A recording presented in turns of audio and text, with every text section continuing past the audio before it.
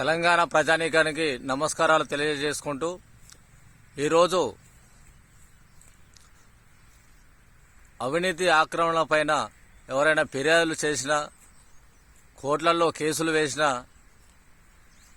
వారి పరిస్థితి దారుణంగా ఉన్నది.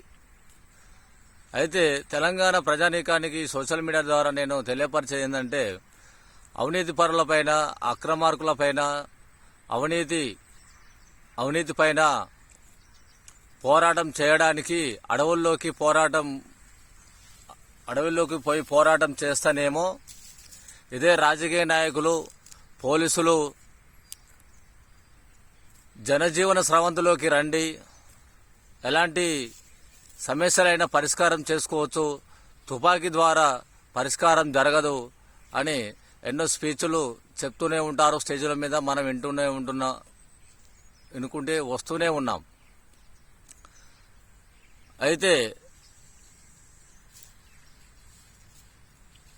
అవినీతి అక్రమార్కుల పైన పోరాటం చేయడానికి అడవుల్లోకి పోయి ఫైట్ చేస్తారేమో నక్సలైట్లు అని రాజకీయ నాయకులు పోలీసులతో చంపిస్తున్నారు.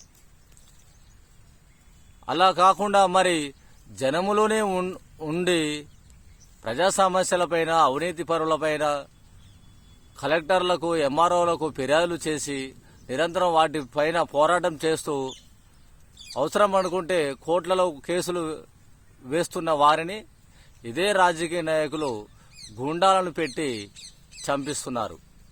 అడవుల్లో ఉంటే రాజకీయ నాయకులు పోలీసులతో చంపిస్తున్నారు. అవినీతి అక్రమార్కుల రాజకీయ నాయకులు, అందరూ అని కాదు, ఎవరైతే అవినీతి అక్రమాలకు పాల్పడేటువంటి రాజకీయ నాయకులు ఉన్నారో వారు అడవుల్లో ఉండే వారిని పోలీసులతో చంపిస్తున్నారు. రాజకీయ నాయకులు జనంలో ఉండి పోరాటం చేసే సామాజిక కార్యకర్తలను ఇదే రాజకీయ నాయకులు రౌడీలతో చంపిస్తున్నారు.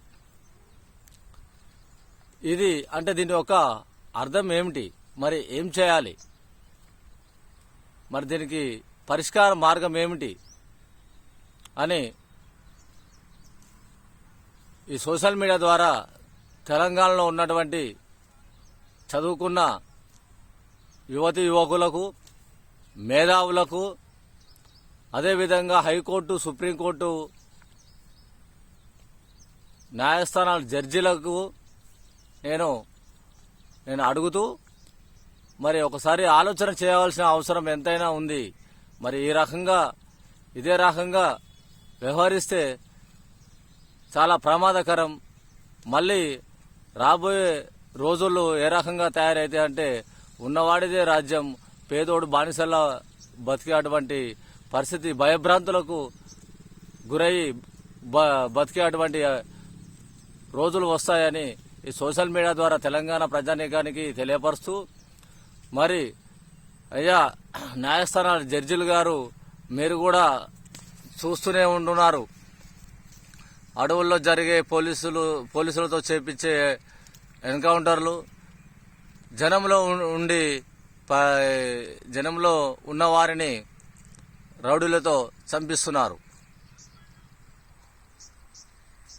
మరి ఈ రకంగా అయితే ఎట్లా అని ఈ సోషల్ మీడియా ద్వారా ఇది న్యాయస్థానాల జడ్జిలను కూడా నేను అడుగుతూ, మరి దీనికి పరిష్కారం చూపాలి. ఎవరైతే పోరాటం చేస్తున్నారో, ఎవరైతే కొట్లాడుతున్నారో మరి వారికి కూడా న్యాయం జరిగే విధంగా చర్యలు తీసుకొని ఆదేశాలు జారీ చేయగలరని నేను ఈ సోషల్ మీడియా ద్వారా న్యాయస్థానాల జడ్జిలకు నేను తెలియపరుచుకుంటున్నాను.